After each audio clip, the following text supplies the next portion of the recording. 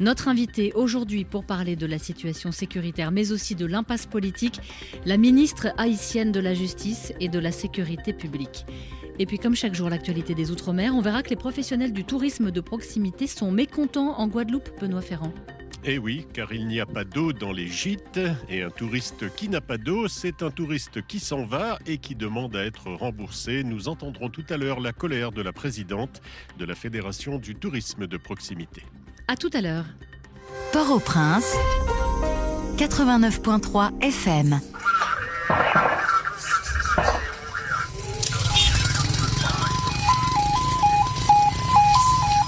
L'ambiance hier à Port-au-Prince dans le quartier de Solino après de nouvelles violences. La presse s'en fait l'écho, Achim Lippold, et commence à évoquer une atmosphère de pays loc. Oui, exactement, pays loc, un pays bloqué. Selon Gazette Haïti, plusieurs quartiers de Delmas et de Port-au-Prince se sont réveillés hier sous le crépitement d'armes automatiques. Des barricades ont été érigées, des pneus enflammés ont aussi été déposés dans les rues.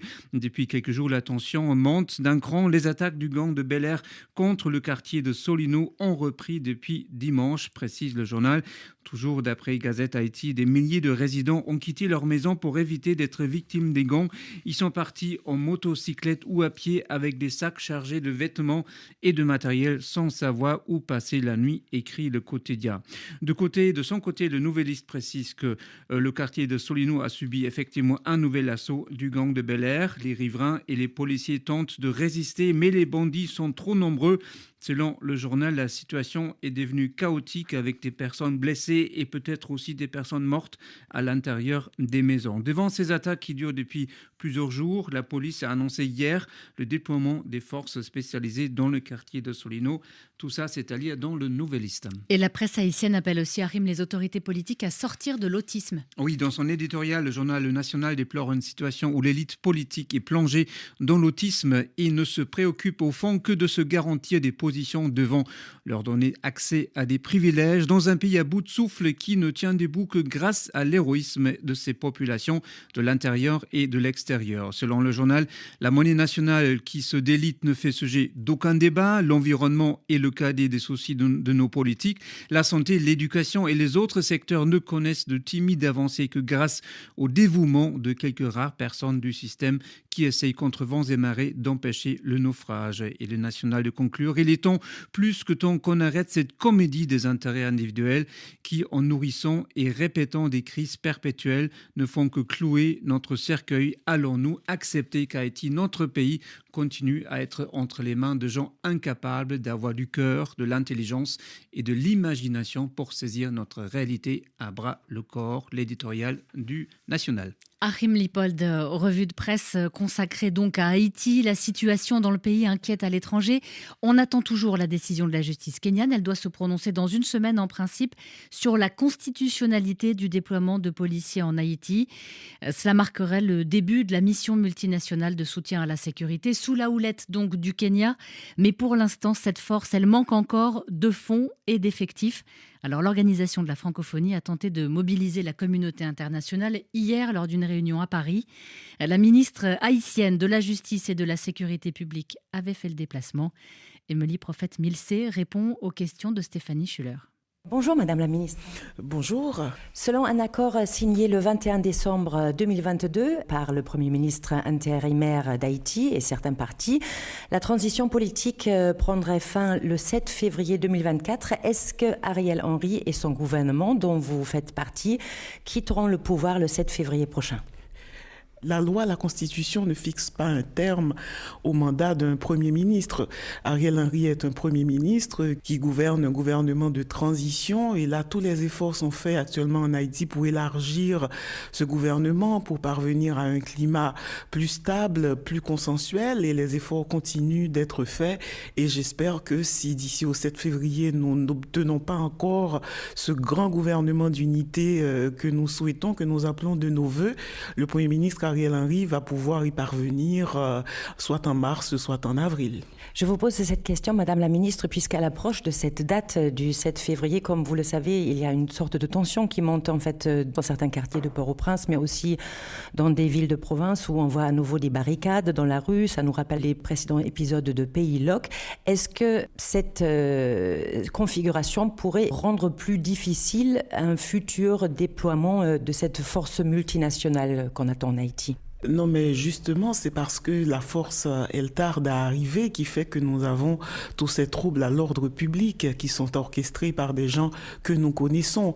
Et nous espérons que cette aide que nous avons demandée depuis plus d'1 an pour renforcer la police nationale afin qu'elle puisse mieux servir la population arrivera dans les prochains jours, les prochaines semaines, de sorte que les Haïtiennes et les Haïtiens puissent circuler, travailler et pouvoir commencer à réfléchir aux élections, aux candidats qu'ils voteront. Dans les tensions actuelles, Madame la Ministre, on parle aussi beaucoup ces jours-ci de la BSAP, de la Brigade de sécurité des aires protégées, une structure qui dépend du ministère haïtien de l'Environnement. Alors officiellement, la BSAP a une centaine d'agents, mais compterait aujourd'hui, selon certaines sources, jusqu'à 4000 membres en uniforme et lourdement armés. Est-ce qu'aujourd'hui, la BSAP représente une menace pour la sécurité et pour l'État haïtien ? Mais tout représente une menace pour la sécurité et tout ce que nous voyons en termes d'agitation de divers groupes armés et constitue des menaces pour l'État haïtien, pour les institutions haïtiennes. La question de la BSAP, elle est adressée. Nous avons eu des échanges, des rencontres divers avec notamment des représentants de la BSAP. Nous sommes en train de chercher comment résoudre le problème parce que la BSAP, elle est là pour les aires protégées et dépend du ministère de l'Environnement. Et en Haïti, souvent, hélas, il y a énormément de détournements de missions, de manipulations et divers types d'intérêts qui ne sont pas facilement contrôlables. La population réclame aussi la fin de l'impunité. Madame la Ministre, vous êtes la Ministre de la Justice. Alors, il y a plusieurs personnalités politiques, mais aussi des acteurs économiques en Haïti qui ont été sanctionnés ces derniers mois par les États-Unis, par le Canada, par l'ONU.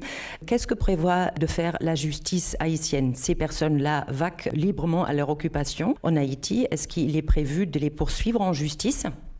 C'est le travail des magistrats, c'est aussi le travail du ministère de la Justice, évidemment. Dès les premières sanctions, dès le mois de novembre 2022, nous avons écrit aux Canadiens pour leur demander de nous communiquer les dossiers à partir desquels ces sanctions ont été prises contre ces personnes. Nous n'avons pas reçu ces dossiers, ces pays n'ont pas souhaité nous les communiquer, mais en Haïti, nous n'avons pas une culture du porter plainte. Nous encourageons les uns et les autres à porter plainte contre ceux contre lesquels il y a des soupçons de détournement de fonds ou d'utilisation privative de ressources publiques. Mais qui pourrait porter plainte ? Et n'importe quel citoyen peut porter plainte contre ces gens. Mais il faut constituer des dossiers et nous sommes bien décidés. Dans un climat un peu moins délétère que celui que nous avons aujourd'hui en Haïti, le climat que nous avons aujourd'hui ne nous permet pas d'agir véritablement, de faire en sorte que la justice joue pleinement son rôle. N'importe quel repris de justice peut se déclarer révolutionnaire et causer d'immenses troubles à l'ordre public. Nous appelons à cette stabilité que nous devons avoir afin que la justice puisse faire son travail. Parce que la justice doit poursuivre un certain nombre de personnes et ce sera la condition de la paix. Puisque nous aurons beau avoir une aide pour la police, nous aurons beau avoir des soutiens comme ceux de nos amis qui sont aujourd'hui ici à Paris, si nous n'arrivons pas à créer un vrai système judiciaire qui puisse faire en sorte que tous ceux qui se rendent coupables de troubles à l'ordre public, de financement de désordre, de meurtre, d'enlèvement puissent être jugés, dans 20 ans, nous en serons encore à demander une autre aide pour la police, une autre aide pour pouvoir faire fonctionner la justice. Mais est-ce que ce n'est pas une sorte de serpent qui se mord la queue, Madame la Ministre ? Vous dites, dans ce climat délétère, nous ne pouvons pas poursuivre les criminels qui portent peut-être des cravates, et en même temps, ce sont eux qui financent les gangs. Ce sont eux qui financent les gangs et Il y a divers types de criminels. Tous ces criminels-là, l'État devrait les poursuivre. Des gens qui commettent de grands crimes sont en liberté. Donc, vous avez raison. Il faut que la justice haïtienne soit repensée. Nous avons des commissaires du gouvernement qui travaillent. Nous avons des juges qui respectent la loi. Nous avons des juges qui ne respectent pas les lois. Mais nous avons besoin de créer ce climat où tout le monde respecte la loi. Et ce ne sont pas des situations nouvelles en Haïti. Ce gouvernement n'a pas créé cette situation. Elle l'a trouvée comme ça. Ce n'est pas un serpent qui se mord la queue, comme vous dites. Aujourd'hui, nous savons ce qu'il nous faut faire pour rétablir la situation. Qu'est-ce qui vous empêche de le faire? Aujourd'hui, moi, je vous dis que les bonnes décisions, nous sommes en train de les prendre aujourd'hui. La ministre haïtienne de la Justice et de la Sécurité publique, Émilie Prophète-Milcé, interrogée par Stéphanie Schuller. Je vous rappelle que la justice kenyane doit se prononcer dans une semaine exactement pour autoriser ou non le déploiement des policiers kenyans en Haïti. Le journal d'Haïti et des Amériques. Ah, Eddie, bon ça y est, j'ai environ 5 millions de gourdes, c'est le maximum que j'ai pu retirer. 5 millions de gourdes? Combien comme ça est là? Non, en fait, j'ai 4 824 000 gourdes, donc 72 000 $ américains. Canem, Canet Iben, Canet Mariage, là, tout crasé. T'es machin malade? À combien chez vous là, bébé? Mais tôt du jour, Eddie, qu'est-ce que j'en ai à foutre? T'as pas vu l'heure? Le gars, il avait dit 9h. Chérie, calme-toi, je l'ai pas tout à l'heure, il connaît le pays. Le festival Sundance a commencé hier aux États-Unis, grand rendez-vous du cinéma indépendant. Et pour la première fois, un film de fiction haïtien fait partie de la sélection officielle Kidnapping Inc. Et nous sommes en ligne avec son réalisateur. Bonjour Bruno Moural. Bonjour. Et Bonjour merci. à tout le monde qui écoute. Merci d'être avec nous. Comment vous sentez-vous à quelques jours de la projection qui aura lieu le 22 ? Franchement, très stressé. Et en fait, c'est beaucoup de fierté. C'est extraordinaire. C'était vraiment, on va dire, ce que je voulais, avoir Sundance. Et là, quand ils m'ont appelé, bon, c'est incroyable, quoi. C'est tout ce qu'on ne pouvait pas imaginer qui devient réel, quoi. La consécration. Donc, c'est magnifique. Ouais. Dès que ça a commencé, tout de suite après la sélection, on a été contacté par des personnes que dans le passé j'avais écrit ou j'ai jamais reçu d'email, et là c'est eux qui m'ont contacté. J'ai d'ailleurs signé avec WME, qui est une énorme agence qui représente en fait des réalisateurs, et tout ça s'est passé grâce à Sundance. On n'a même pas encore été au festival, on a déjà tellement de portes ouvertes, tellement de possibilités que non, c'est extraordinaire. Un vrai coup d'accélérateur. Alors, comme son nom l'indique, votre film parle d'enlèvement, qui est un phénomène malheureusement très courant en Haïti. Pourquoi est-ce que vous avez choisi ce thème? Et pourquoi est-ce que vous avez choisi d'en rire aussi par moments? Tout a commencé en 2005. Mon père a été assassiné à Cité-Soleil et je suis rentré en Haïti à ce moment-là.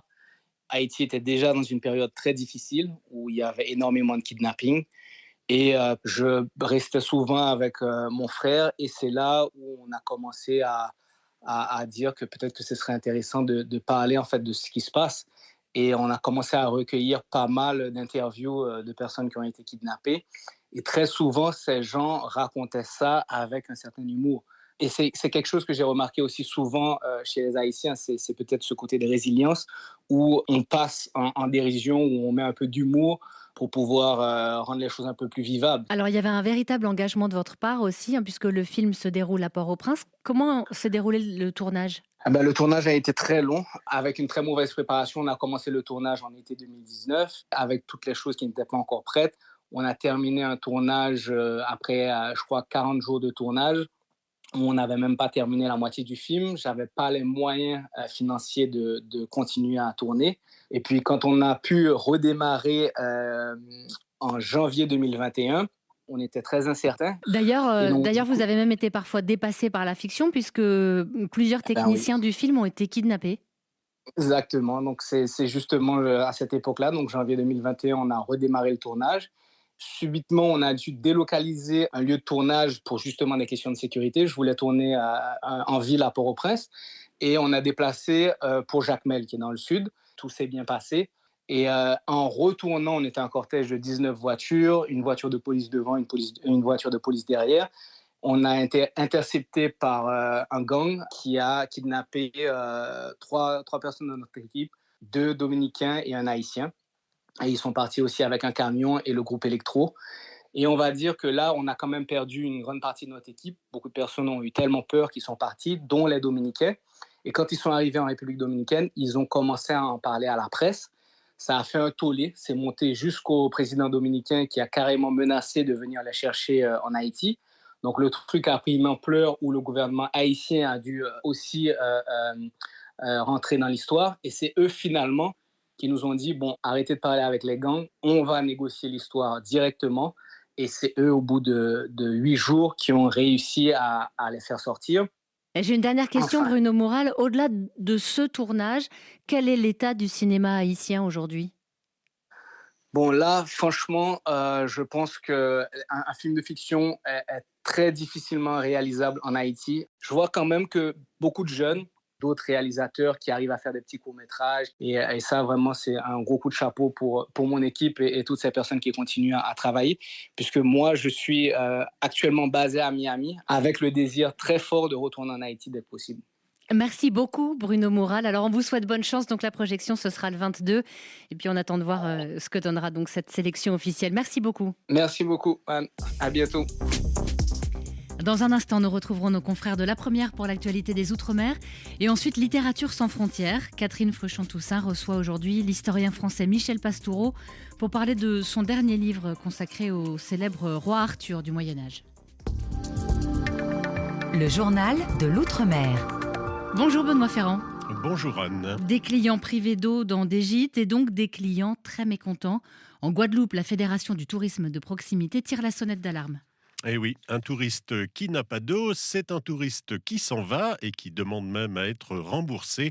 Écoutez la colère de la présidente de la Fédération du tourisme de proximité, Olivia Ramoutard. Elle a été jointe par Colette Borda. Nous sommes fortement impactés, en fait, nous professionnels du tourisme de proximité, singulièrement positionnés sur la Riviera du Levant et particulièrement Sainte-Anne et Saint-François. Moi, je peux vous dire que depuis mercredi dernier, nous n'avons pas d'eau au robinet. C'est inconcevable, nous sommes en très haute saison touristique avec les mois les plus forts en termes de taux de remplissage et aujourd'hui, c'est la catastrophe. La majorité des collègues sont équipés de citernes, malheureusement qui sont vides parce qu'ils ne peuvent pas les remplir. Comment on se débrouille ? On a appelé une société, la seule société apparemment de Guadeloupe qui fait du transport d'eau et qui demande 100 € le mètre cube d'eau pour transporter de l'eau et remplir les cuves. Les clients s'en vont. On est obligé de les rembourser. Aujourd'hui, on a même des difficultés avec Booking. Les clients qui arrivent par Booking, ça veut dire que les clients demandent des remboursements. Booking se retourne vers le propriétaire, mais honnêtement, c'est une catastrophe. On parle de tourisme durable, on parle de destination, d'image. On est loin d'être là. Direction la Martinique, un autre sujet, la préparation de la prochaine rentrée scolaire, préparation qui se négocie actuellement pied à pied entre rectorat et syndicats. Muriel Tosia. Malgré la baisse des effectifs, le taux d'encadrement reste stable, veut rassurer le rectorat.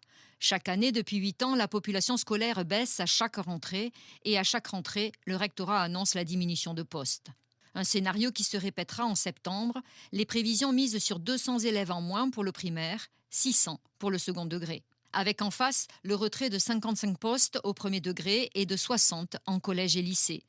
Des chiffres actuellement présentés aux syndicats et représentants du personnel, car cela implique des réorganisations au sein de l'académie. Malgré tout, depuis ces 5 dernières années, le nombre d'enseignants baisse moins que le nombre d'élèves. En 8 ans, nos établissements scolaires auront enregistré une baisse des effectifs de près de 14 500 élèves.